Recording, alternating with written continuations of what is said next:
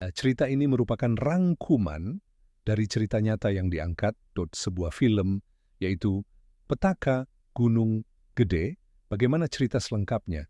Kita simak sama-sama. 66,6 FM The Best Radio. Halo, apa kabar Sobat The Best semua? Balik lagi bareng saya, Arvino, dalam acara 10 PM.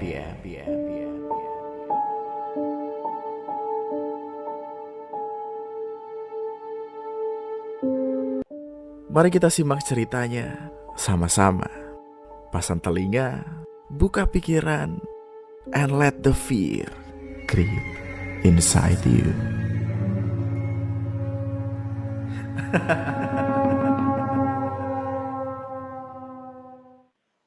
Maya awalnya hanya mendengar percakapan abang-abangnya yang sedang merencanakan pendakian gunung. Ia pun memberanikan diri untuk bertanya, "Kak, aku boleh ikut?" Namun abangnya dengan tegas menolak, "Nggak boleh, kamu belum pernah naik gunung." Maya kecewa, tapi tidak menyerah. Ia meminta izin kepada ibunya dan mengajak sahabatnya, Ita, agar tidak merasa sendiri.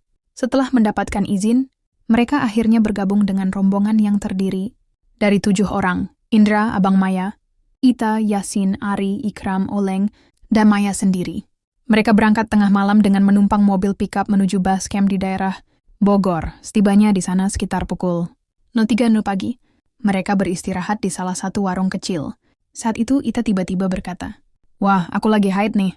Maya langsung panik karena tahu bahwa naik gunung dalam keadaan haid dianggap berbahaya secara spiritual dan fisik. Namun Ita bersikeras, "Udah, nggak apa-apa. Udah nanggung sampai sini." Setelah meminta izin untuk ke toilet, Ita masuk ke dalam sambil membawa kantong plastik untuk membuang celana dalamnya yang terkena darah. Beberapa menit kemudian, Maya dikejutkan oleh jeritan Ita dari dalam toilet. Ia segera mengetuk pintu dengan panik. "Ta, kenapa? Buka pintunya." Saat pintu terbuka, wajah Ita pucat pasi, tubuhnya gemetar, dan tanpa berkata apa-apa, ia langsung berlari ke rombongan. Teteh penjaga warung yang melihat kejadian itu segera membuatkan teh hangat untuk Ita. Setelah tenang, Ita akhirnya bercerita, "Pas aku masukin celana dalam ke kantong plastik, aku lihat ada sosok besar. Awalnya aku lihat kakinya dulu, terus ke atas. Itu genderuwo, Mei. Dia kayak mau ambil plastik yang aku pegang." Maya langsung merinding mendengar cerita itu. Setelah istirahat, mereka memutuskan untuk tidur sejenak di bale bambu. Namun, di tengah malam, Ita membangunkan Maya.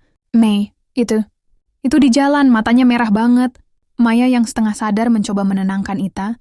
"Udah tidur aja, tak, jangan diliatin." Esok paginya, sebelum memulai pendakian, mereka menunggu pos pendaftaran dibuka. Dari kejauhan, Maya melihat seorang ibu tua membawa tampah seperti pedagang nasi uduk. Ia berniat membeli sarapan, tetapi abangnya menahan, "Jangan, itu bukan manusia." Maya bingung karena semua teman-temannya juga melihat ibu itu. Namun, setelah memperhatikan lebih dekat, mereka sadar ada yang aneh. Tangan ibu itu tampak sangat keriput, seperti kulit yang terendam air terlalu lama. Ketika akhirnya mereka mendaftar dan berdoa sebelum berangkat, angin kencang berputar hanya di sekitar Maya dan abangnya. Maya mulai merasa ada sesuatu yang tidak beres. Selama perjalanan, gangguan semakin terasa. Saat mereka melewati jembatan di Gayongong, Ita yang tadinya ceria tiba-tiba diam, menunduk dan ketakutan. Ketika disentuh, Ita langsung terduduk dan mulai berbicara dalam bahasa Sunda. "Budak yuk kedah turun." Indra, abang Maya bertanya, "Kenapa dia harus turun?" Sosok yang merasuki Ita menjawab, "Anak ini kotor. Dia tidak mau tempat saya dikotori." Ita tiba-tiba tersadar, bingung dengan apa yang terjadi. Teman-temannya menyuruhnya istighfar. Selama perjalanan, mereka juga mendengar langkah kaki di semak-semak, padahal tidak ada orang lain. Maya melihat seorang anak kecil dengan satu kaki hilang yang berbisik, "Tolong, tolong." Maya istighfar dan mengalihkan pandangan. Yasin yang berjalan di belakangnya bertanya, "Mei, tadi kamu dengar suara orang minta tolong?" Maya hanya menjawab, "Udah bang, pura-pura nggak tahu aja." Mereka terus berjalan, tetapi semakin banyak kejadian aneh. Di ujung jembatan, mereka melihat seorang kakek bertopi petani dengan pacul di bahu. Maya bertanya ke Ari, "Itu apaan, Ri?" Ari langsung menegur, "Udah, jangan lihat. Lanjut jalan." Setibanya di Telaga Warna, Ita tiba-tiba berlari dan berteriak. Tanpa aba-aba, ia langsung mencekik Maya. Teman-temannya berusaha melepaskan cekikannya. Saat itu, Maya melihat sosok perempuan cantik bermahkota berjalan melewati mereka. Tidak lama setelahnya, Ita kembali kerasukan. Tetapi kali ini berbeda. Dengan suara lelaki tua, ia berkata, Pergi, jangan di sini. Ini tempat saya. Ratu akan marah. Mereka yang panik akhirnya bertemu seorang bapak-bapak misterius. Setelah melihat Ita, bapak itu berkata, ini sudah bukan dia lagi. Mereka memohon agar Ita disembuhkan. Namun bapak itu menolak. Anak ini keras kepala, egois. Sambil berlalu, bapak itu membuang ludah ke arah batu yang dikelilingi dupa dan rokok hitam. Seketika, rokok-rokok itu berterbangan di sekitar batu tersebut. Maya mulai ketakutan, lalu berbisik di telinga Ita, siapapun yang ada di dalam Ita, saya minta maaf. Ita pun tersadar sambil batuk-batuk. Mereka segera memutuskan untuk turun, tetapi Ita tetap bersikeras ingin melanjutkan pendakian. Sesampainya di Surya Kencana, badan Ita menggigil hebat. Darah haidnya mengalir deras hingga membasahi sleeping bag. Teman-temannya semakin panik. Mereka mencoba berbagai cara, termasuk membaca ayat-ayat suci dan azan, tetapi Ita tetap kejang-kejang dan menggumam, mau pulang. Mau pulang. Bapak dari tenda sebelah mencoba menenangkan mereka, tetapi keadaan Ita semakin parah. Hingga akhirnya, saat subuh, Ita tiba-tiba batuk dan mengeluarkan darah beku dari mulutnya. Paginya, kondisi Ita sedikit membaik. Namun sebelum turun, ia berkata, kayaknya ini tempat terakhir gue deh. Mereka mengabaikan ucapan Ita dan bersiap turun. Saat Maya menggandeng tangannya, Ita terus menoleh ke arah sebuah batu besar di Surya Kencana.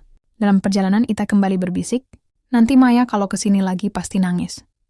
Maya bingung, kenapa harus nangis? Ita hanya tersenyum. Suasana gunung mulai gelap ketika rombongan pendaki tiba di pos 4. Maya merasakan kepalanya mendadak pusing. Tubuhnya lemas dan perasaannya tak menentu. Ia meminta bantuan kakaknya Yasir. Bang, tolongin bang, ucapnya lirih. Melihat kondisi Maya, rombongan pun memutuskan untuk beristirahat di sebuah warung yang ada di pos 4. Saat itu, Maya merasa sekelilingnya mendadak gelap pekat. Namun yang lain tidak merasakan hal yang sama. Dalam keadaan itu, Maya mengalami kejadian serupa seperti Ita sebelumnya. Sekelompok wanita berjubah putih panjang yang tembus pandang mengelilinginya. Salah satu dari mereka berbisik, ini saya yang tadi di telaga. Kenapa saya usir kamu? Karena ratu ini tidak memakai busana. Ratu malu dilihat oleh manusia. Apalagi pendaki yang istirahat di sini.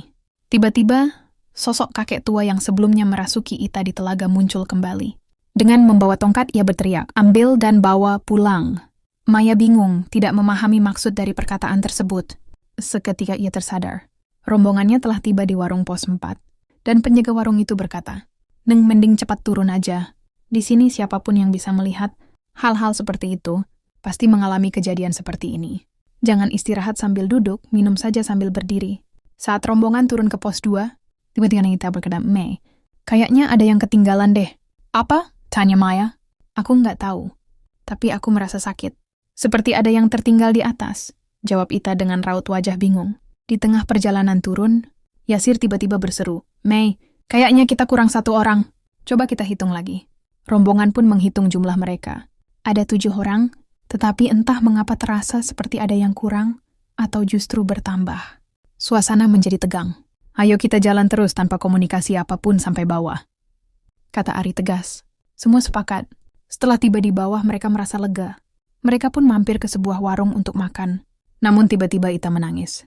Mei, aku nggak kebayang kalau aku tadi meninggal di atas, ucapnya sambil berlinang air mata. Maya menenangkan Ita. Udah, kita harus bersyukur bisa turun dengan selamat. Namun Ita tiba-tiba berkata, Mei, kalau suatu saat kamu naik lagi dan kamu ketemu aku, kamu harus ajak aku turun ya. Maya terdiam. Kenapa sih, Ita? Jangan ngomong kayak gitu. Di perjalanan pulang dengan minibus, Ita terus bertanya kepada Maya, Mei, aku sakit nggak sih? Aku tanya sekali lagi ya, aku sakit nggak? Enggak, Tah, kamu sehat, jawab Maya. Tiba-tiba Ita menggenggam erat tangan Maya dan berkata, Mei, kalau aku meninggal nanti, kamu masih mau jadi sahabatku kan? Maya mulai kesal. Udah, jangan ngomong yang aneh-aneh. Sesampainya di rumah, ibunya Yasir bertanya kepada ibunya Maya, si Maya dan Indra udah pulang belum? Belum, jawab ibunya Maya. Tapi tadi aku lihat mereka di belakang, main air, saut nenek Maya. Tak lama Maya dan Indra benar-benar tiba di rumah. Ibunya kaget, terus yang tadi main air di belakang itu siapa? Sementara itu, di rumah Ita, keanehan semakin terasa.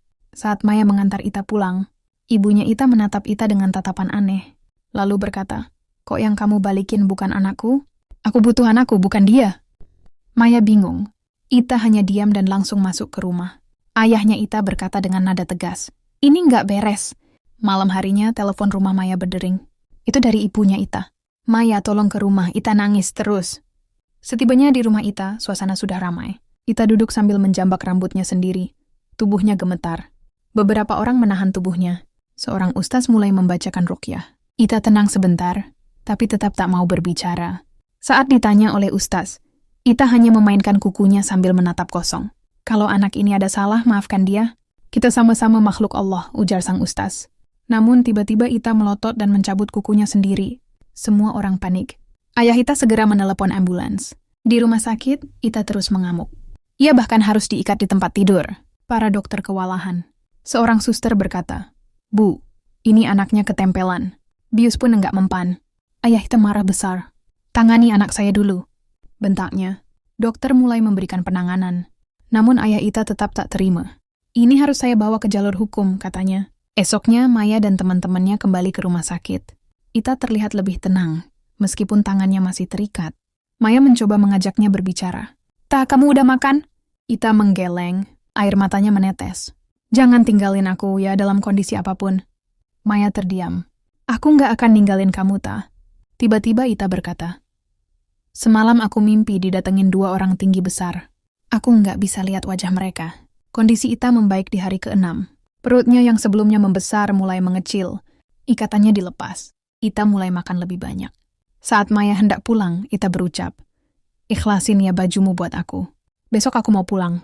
Maya tersenyum, "Iya, besok aku jemput ya." Namun Ita menatapnya tajam. "Jangan ikut aku, Maya." Maya pulang dengan perasaan gelisah. Sekitar pukul 11 malam, pintu rumah Maya diketuk. Ita berdiri di sana, tersenyum. "Mei, ini bajumu. Aku suka banget. Tapi nanti kita buat lagi aja ya, biar bisa pakai sama-sama." Maya heran. "Masuk aja dulu, Ta." Ita menggeleng. "Aku pulang dulu ya." Beberapa jam kemudian, rumah Maya kembali diketuk keras. Kakaknya Maya berlari masuk dengan wajah panik. "Ke rumah sakit sekarang?" Maya lemas. Hatinya sudah menebak apa yang terjadi. Di rumah sakit, Maya mengintip dari balik jendela. Ita sedang sakaratul maut. Matanya melotot ke atas, lalu dalam hitungan detik darah muncrat dari mulutnya. Ibunya Ita meraung, membuka bajunya, dan menggendong Ita seperti bayi. "Jangan bawa anak saya. Dia cuma tidur." Keesokan harinya Ita dimakamkan. Namun ibunya jatuh ke dalam liang lahat pingsan. Kesedihan mendalam menyelimuti semua orang. Beberapa hari kemudian, ibunya Ita mengalami gangguan mental. Seorang psikolog membawakan seseorang yang mirip Ita, mengenakan seragam pramugari. "Bu, sekarang Ita sudah jadi pramugari di surga." Sang ibu menangis dan memeluk orang itu erat. "Nah, ibu mau terbang bersamamu."